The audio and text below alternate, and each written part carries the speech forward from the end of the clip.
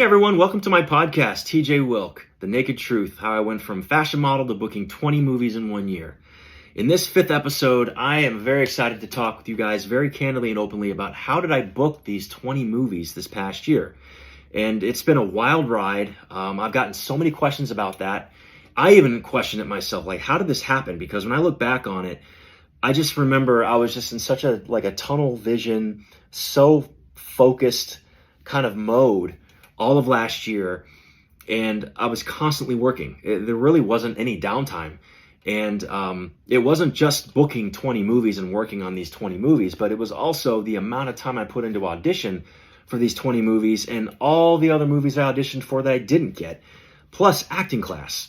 So there was just so much in my gym workouts, and there's just so much that I was doing. And it was all just work focused because I've got massive goals for myself that I want to achieve, which the big one is to work with A-list actors and work with the best film directors, the best film writers and all that. That's my ultimate goal. I want to see if I can get to that level, and not just to be famous and make 20 or 50 million a year, whatever, or a movie. It's really just the challenge. Can I get there? Because I got to that level when I was a model. I worked with the best photographers, the best models, the biggest campaigns with the biggest clothing designers in the world. I was on a hit TV show that went in 67 countries. For those of you that don't know, I had an incredible fashion career, and it was wonderful to work at that level. I got to work with Tom Cruise. I got to work with Elizabeth Taylor. I mean, there's just so many incredible people I worked with as a model. And I would love to work at that level as an actor, because working at that level as a model, it was amazing, just the work ethic everybody had, and how, forget the money, but the experience of working with so much talent and experienced top level people. That's just something that is priceless, even though I got paid to work, for these jobs. But the experience that I got from it, and what I learned, and speaking to these people and working with them one-on-one and spending time with them, that's just priceless. It's priceless. People that I grew up watching on the movie screen, I am like in person with, learning and teaching them something or working with them on something. It's just mind-boggling to me that's where I went. And by the way, when I was a model, I just wanted to be the Calvin Klein underwear guy because Mark Wahlberg did that with Kate Moss. That was my goal. I wanted to be an underwear model. I did not have any aspirations to be on a television show or work as a supermodel level model, working with like Tom Cruise and Elizabeth Taylor on stuff. Like, who does that as a model? It was just crazy. I never envisioned that for myself. So this business took me far and beyond what I imagined, and a lot of that has to do with acting. The beginning of all of that started with an acting class that I took. Basically, that now has led me to where I am today, where I booked 20 movies last year in 1 year. So, and that's what I want to talk about in this podcast is how did that happen? When I took this acting class, I was there for about 3.5, almost 4 years. And it was the first acting class I ever took. And it was really just to get me out of my shell. I was a very shy kid. And even though I wanted to be a successful underwear model, I had experience wearing a Speedo for a long time because I was a springboard diver, and I had a full ride scholarship in college for it. So I was used to being judged being in a Speedo. It's very quiet. I don't know if you guys are familiar with watching springboard divers or platform diving on, from the Olympics and whatnot, but that's ultimately what it is. It is very quiet in there. All eyes are on you, and it's just you performing, and you got to be perfect. You got to get the dive perfect.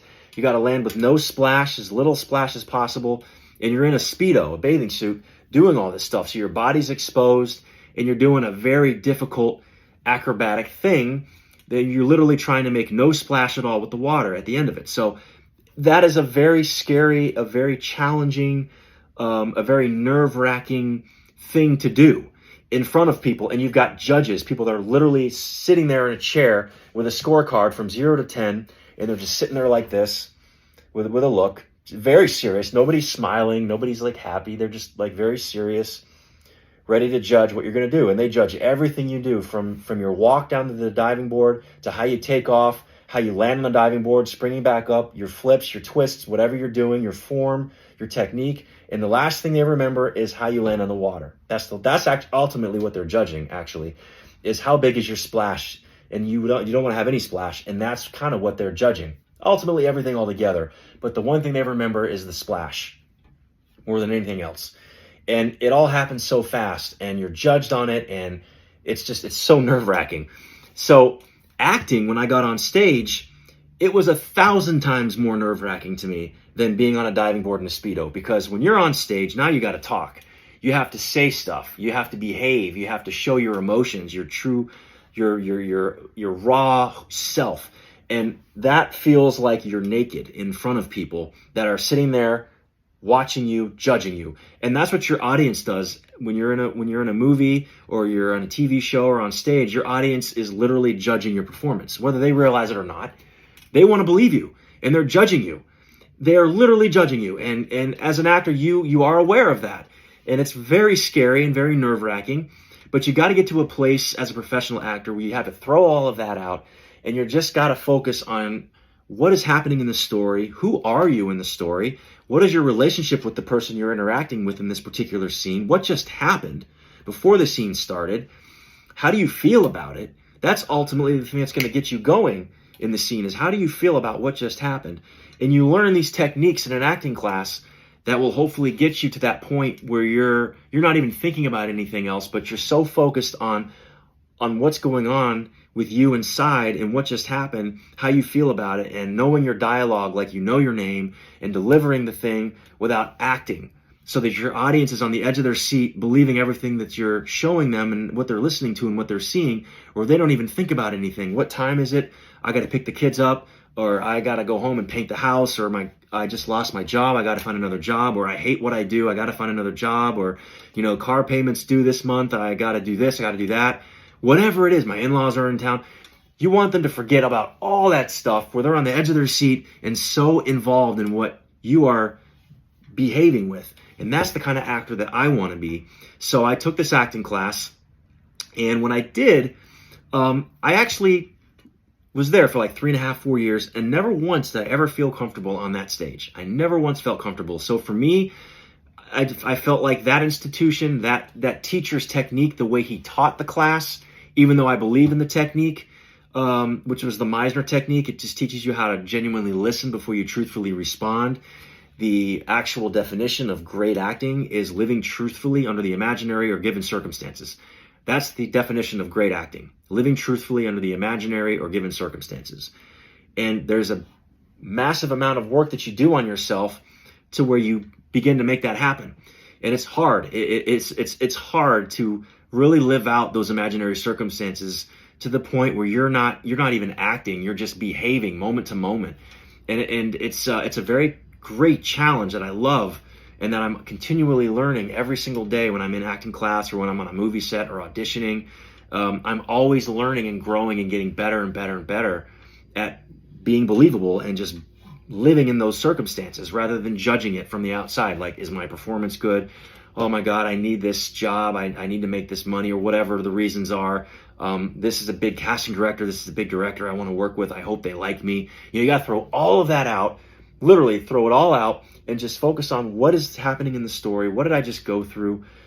Who is this person? Who am I in the story? How do I feel about all this stuff? Know your dialogue like you know your name, and just go at it. And there's just so much to learn and just educate yourself on in an acting class. And so, but what I did learn in this acting class for 3.5 or 4 years was how to read.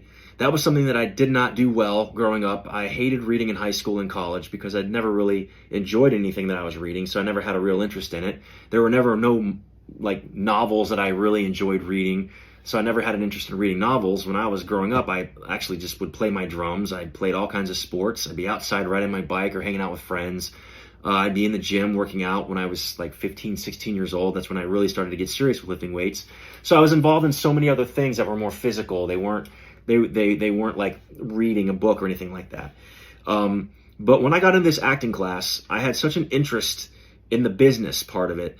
I wanted to learn the business aspect of the business, not just the acting part of the business. There's an entertainment and then there's business. And I really wanted to learn that.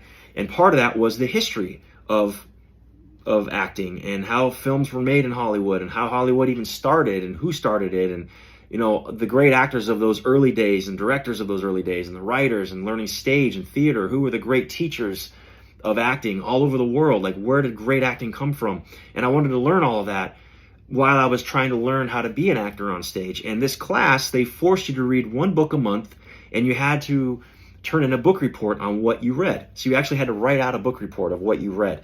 If you didn't, they would charge you an extra $5 a month. And a lot of students didn't want to read, so they would actually just pay the $5. I thought that was a very lazy approach to the business. This is an opportunity where you can go to a bookstore, buy a book, and read it. And it had to be something about the entertainment business. You weren't just allowed to read anything. It had to be about the business in some form.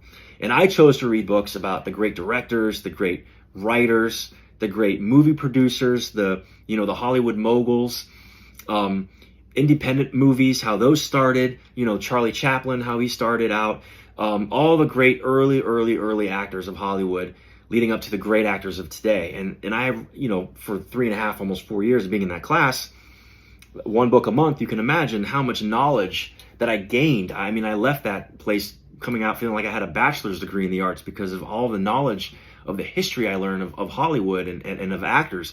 And not only did I read those books, but I took extensive notes of where did they study, what were the actors that inspired them, what were the teachers that they learned from, what were the movies that they loved watching that inspired them to become actors. Same with directors. What did the great directors love watching? Who did they study? And I wrote all of that down, and then I would go and buy these movies. So I have a DVD collection of over 1,000 movies, of the greatest movies that were ever made in the history of Hollywood, and also independent movies and foreign films. So I have a real library and a real history of this business, a great knowledge of it, and understanding of how things started and who started where. And that to me has actually been very valuable, because when I have a conversation with a director or producer or casting person that's very knowledgeable and is so passionate about great acting, I can shoot the shit with them. I can talk to them about, who they're talking about and know exactly what they're talking about and be able to add to that conversation with some knowledge that I learned and watched a film about, and I know exactly what they're talking about.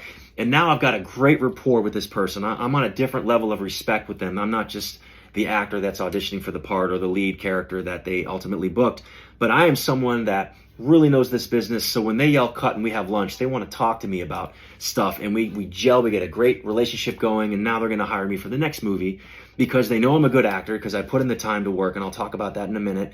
But also, I'm someone that they can just kick back with and have a great conversation with, and that is so valuable to these directors and producers. They want to hire people that they get along really well with. They'd rather choose the actor that might be less talented but is great to talk to and is so much fun and enjoyable to work on set, rather than the guy who's a brilliant actor but is an asshole. They want to work with somebody that they enjoy working with, and they will choose that person 99.9% of the time over the guy that's brilliant but a dick. So just bear that in mind. And I always remembered an acting teacher telling me that exact thing. Be the actor that, you can be as good as you are and as great as you can be, but also be so lovable and accepting and fun on set, but professional, where they're going to want to hire you again because of not just your talent, but your character and how much fun and great you are as a person on set. So I always carry that with me on every movie set, in every acting class I'm in, every audition opportunity that I get. I always want to be as positive and as fun and as inviting as I can be. That's just me genuinely anyways. That was sort of an easy thing because I've always been curious, interested in people. I've always been a goofy, funny guy and just love to make people laugh and feel good about themselves. And, that's just part of who I am. So that was an easy thing for me to do. So I'm genuinely just being myself in a way. But so that was really nice to hear. And then taking all of that knowledge, but I never felt comfortable performing in this acting class because the teacher, the way he taught, which was brilliant, he was very stern and strict and very serious, and very rarely would he ever smile or give like a, hey, great job kind of thing. He just very rarely did that. And I never really responded well to that approach of teaching somebody. I always wanted to be taught by someone who was more inviting, who was more positive in their approach.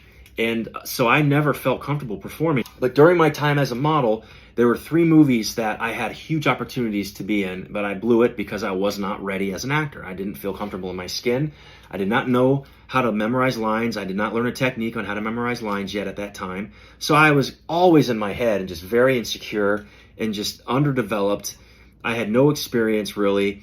I just was not ready to lead in a major motion picture at all. And the 3 movies were Superman Returns, True Grit, and the Gran Torino. Major roles in those movies. Superman was to be Superman. Gran Torino was to play the priest in that movie, and in True Grit, one of the main bad guys. So I just wasn't ready, and it was all based on my looks, being on the covers of magazines and being in major editorials, big campaigns, billboards in Times Square and here in Sunset Boulevard. I did all that stuff, being on a TV show. They would see my work and they would want me to come in and read for them, hoping that I'd be good enough, and I was not. And it was frustrating and it was disappointing. It was embarrassing. And I got really upset with myself. Like, why did I not study at an institution where, granted, I learned so much about the business, but where I didn't learn how to be an actor?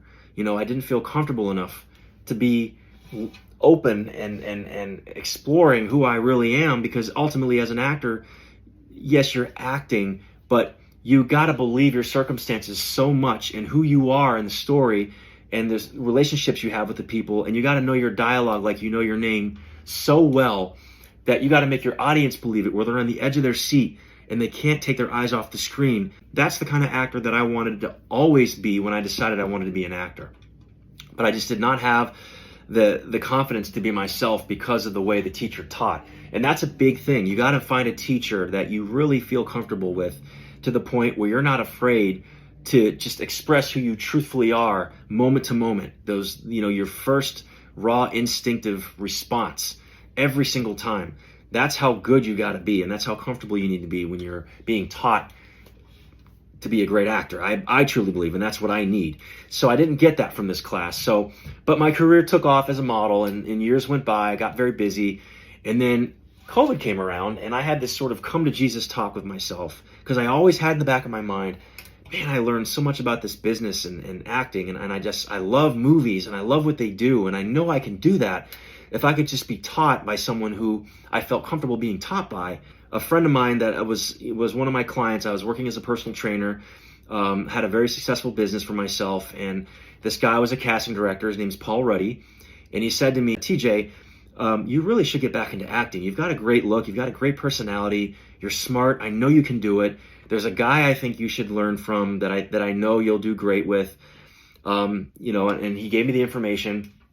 It took me about 1.5 years to finally just really think, okay, this is what I really want to do.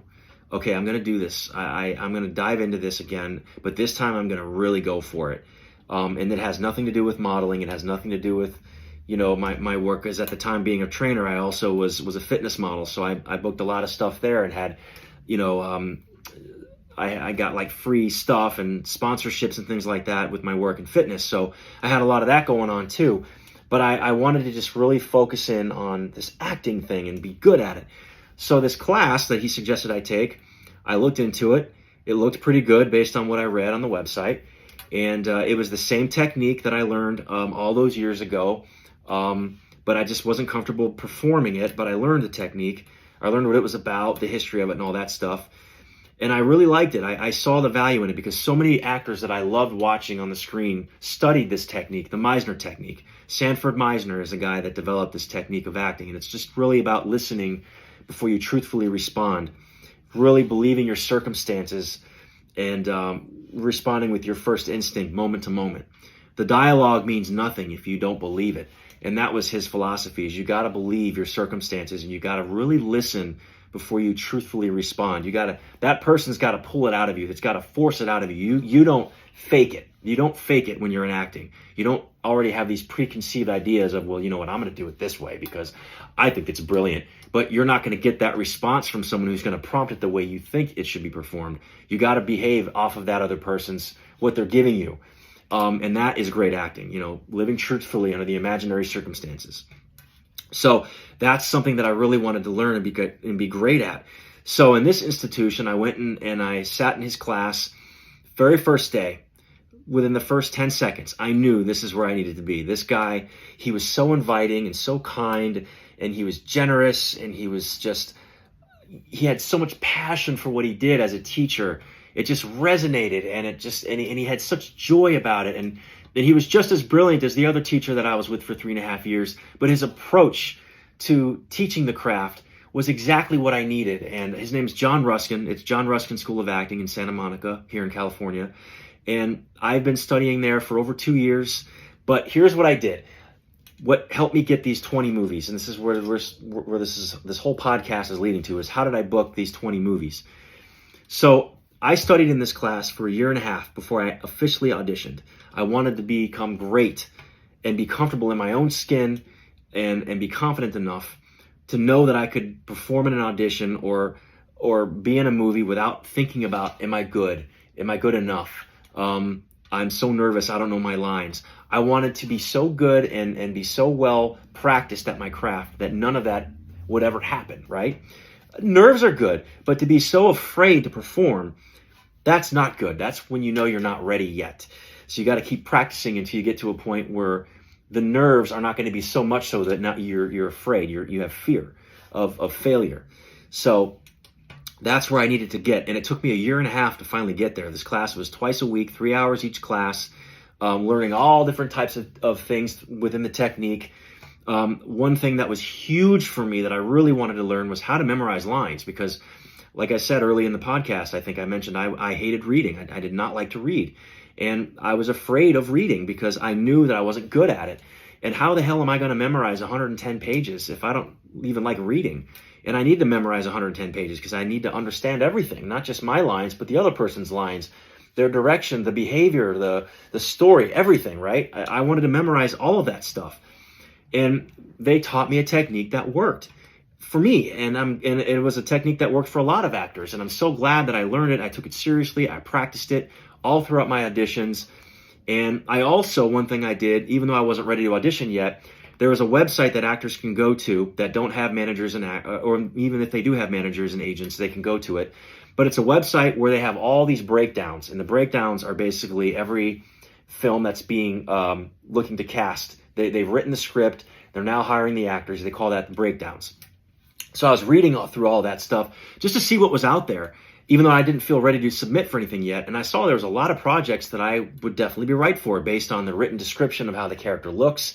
And I also had a feeling for who this character was and the storyline. So I felt like, okay, this is pretty great. I think by the time I'm ready, there's going to be a lot of projects I can submit for.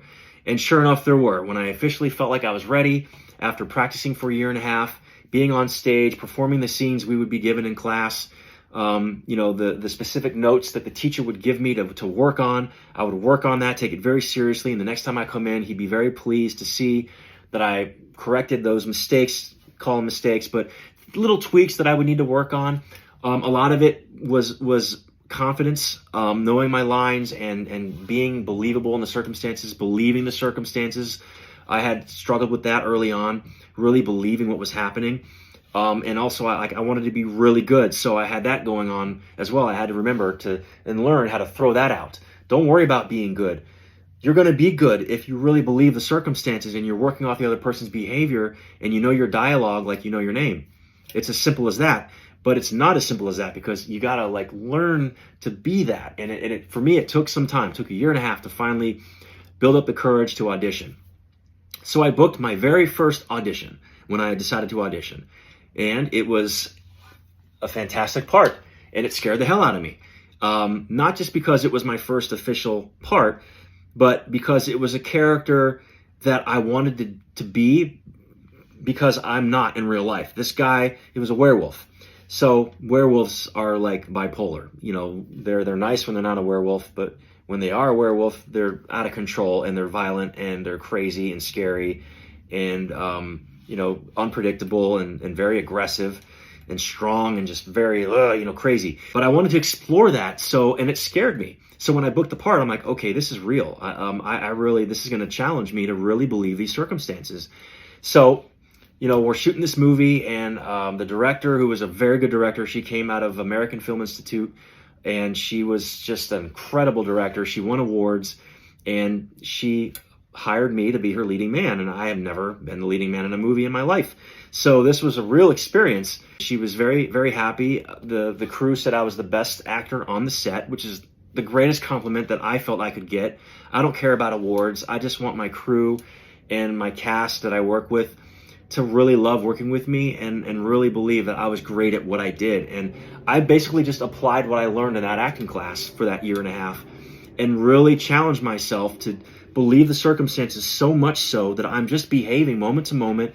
And I worked very hard on the dialogue. I wanted to know those lines like I knew my name, so that no matter what was thrown at me, I could just believe what was happening, and those words would just flow out of me like it was just instinctively coming out. And that's what I worked on very, very hard, and it paid off. That movie has had over 10 million views in a very short period of time when it came out. It's got many more views than that now. And it led to my second movie where I didn't even have to audition. I direct booked the next movie that I played the lead role in.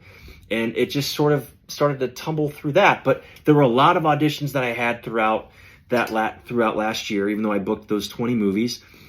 So many auditions that I wanted to book and read for and challenge myself with. And a lot of those jobs were not direct books. I'd say of the 20 that I booked, there were maybe 11 or 12 of them that I had to audition for. But there were 8 that I got that I didn't have to audition for. It was just based on my previous performance in the films that they saw me in. And that's a great thing, is it's, word of mouth. It's seeing what you're doing. People are paying attention. You never know where your next job's going to come from. So I always take very seriously what I'm doing because I want to be great at it. And I want my audience to really feel what I'm feeling. I want them to go through what I'm going through, even though it's a silly werewolf story or I'm playing a billionaire, love story kind of thing, or a psychotic ex-boyfriend, or whatever it is, a track coach. I played a track coach that got a lot of great feedback on. So there's lots of different characters that I've played now that I've explored that I've never had any experience in, and all of them were challenging, and I loved it. I was afraid, a little bit nervous, but I took on those challenges, and again, it was just all about taking those circumstances as seriously as I possibly could to believe them, and learning my lines, and just working off the other person's behavior, really listening to them, and just truthfully responding with my emotion, using the words that were written. Anybody can say the lines, but if you don't believe them, your audience is not going to believe it. The words don't even matter. You just completely lost the whole thing, and it's not going to look good or turn out great. So the thing that you got to do as an actor is you got to believe the circumstances. You really got to believe them and know your dialogue so that it comes out naturally, and your audience is just so engulfed in what's happening. They can't take your eyes off you, and they're not thinking about their real world. They're living in this imaginary world that you're making them believe because you're that good. And that's the kind of actor that I want to be continually. And like I said, my ultimate goal is to get to that A-list level where I'm working with the Tom Cruises and the Brad Pitts and, the Angelina Jolies and, the great actors that have won Academy Awards, the great directors that directed Academy Award-winning films. That's the level I want to be at as an actor. And the only way I'm going to get there is if I continually practice my craft. I'll always be in an acting class. I'm a student of this business. I don't believe there's ever such a thing where you master acting, because you're always going to learn and grow something new. And every single audition you do, every script you read, every take that you do in a movie, or even in your auditions, you're doing several takes to just get it right. You're going to learn something new about yourself and about the process. And you're continually going to grow and get better and better and better the more you practice your craft. And you're going to learn so many valuable things in an acting class that you'll never learn on a movie set. And you're going to learn so many things on a movie set that you'll never learn in an acting class. So to me, they kind of go hand in hand. If you want to be a well-rounded actor, certainly working on the stage, and that's what you ultimately do in an acting class. You're learning on a stage in front of people live. So you've got to learn how to work through mistakes. And that's the wonderful thing about theater that you don't really do in film, because you can cut and redo a take. But when you're in a theater and you're performing live from start to finish, you gotta figure it out. If there's a mistake made, you can't say cut, let's redo it. No way. You gotta go through that and find a way through it. And it's amazing when that happens. It's scary as hell, but when you get through it, it's the greatest feeling in the world, because you feel like you've just climbed a mountain, an impossible mountain, and you're so afraid, and you found a way through it, and it's especially amazing when your audience doesn't know that you made a mistake because you were so believable. And there's something about those moments where you make a mistake. If you just allow things to happen rather than overthink it, and then you stop, if you just let it happen and continue, it's this amazing feeling of like you're free. It's really weird. It's like flying a plane.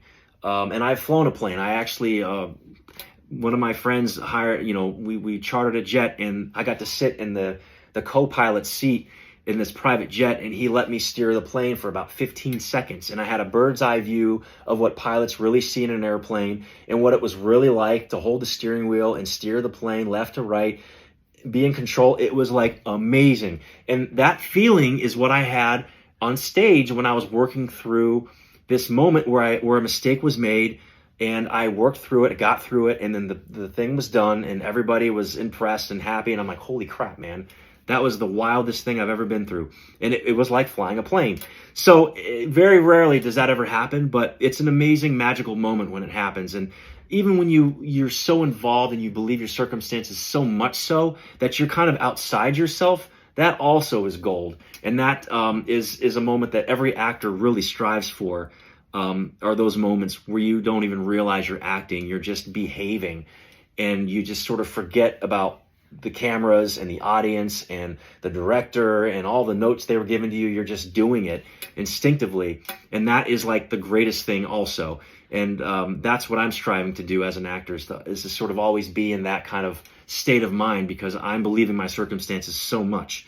So I think that, learning your craft, at least for me, this is how I booked these 20 movies, is I made sure that I felt really comfortable in my own skin with what I was learning, and I felt confident enough to audition. And then I book the movie, I apply what I've learned on set.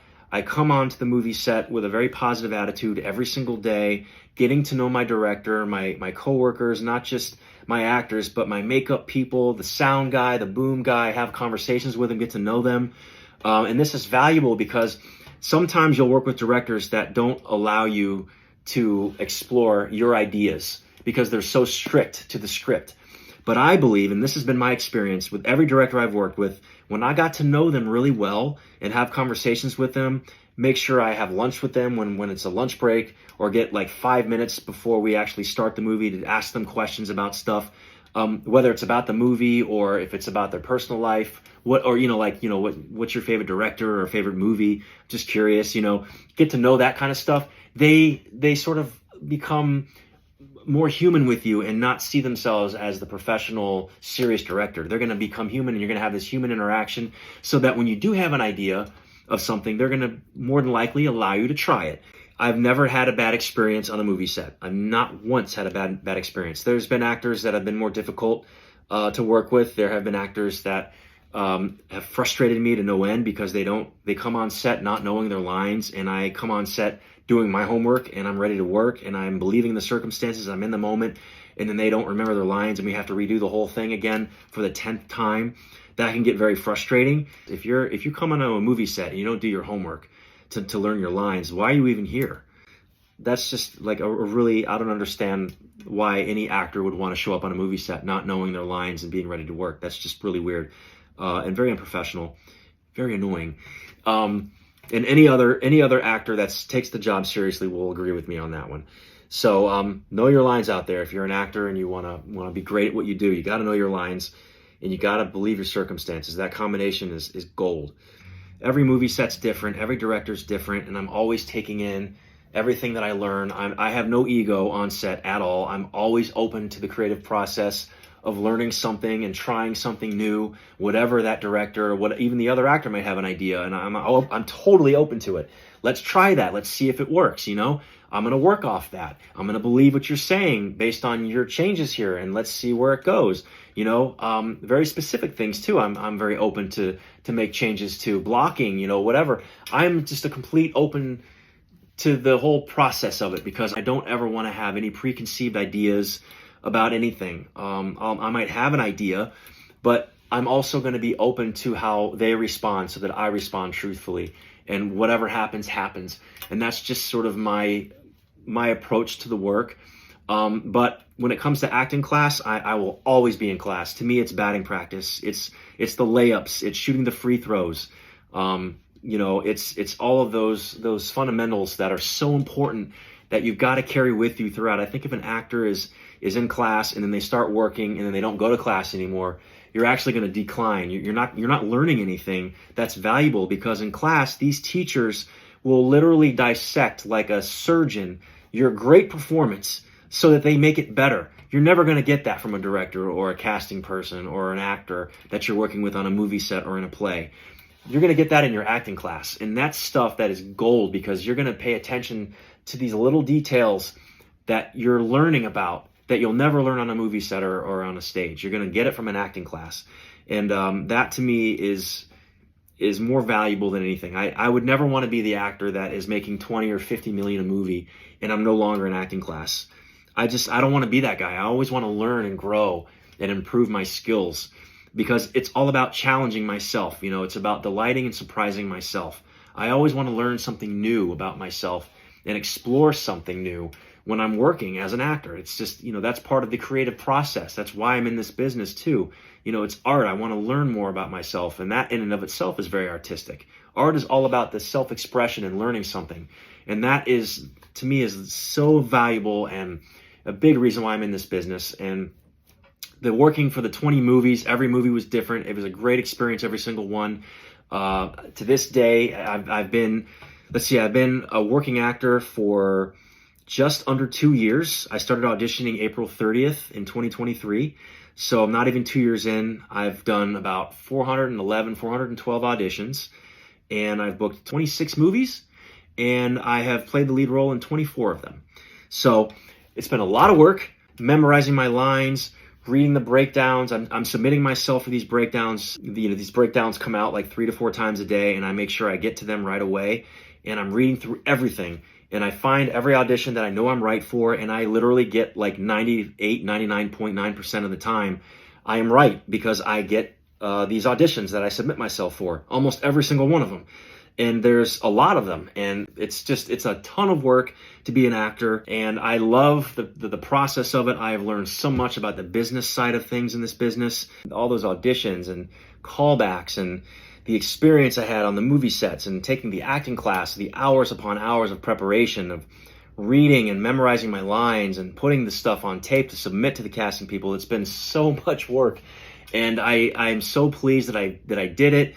And I did it with such a tunnel vision and focus. That's the only way it could have ever been done, really.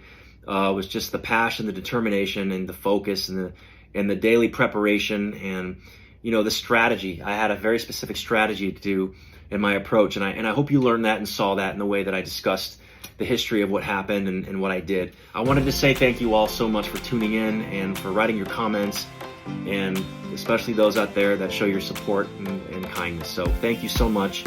I will see you guys at the next podcast.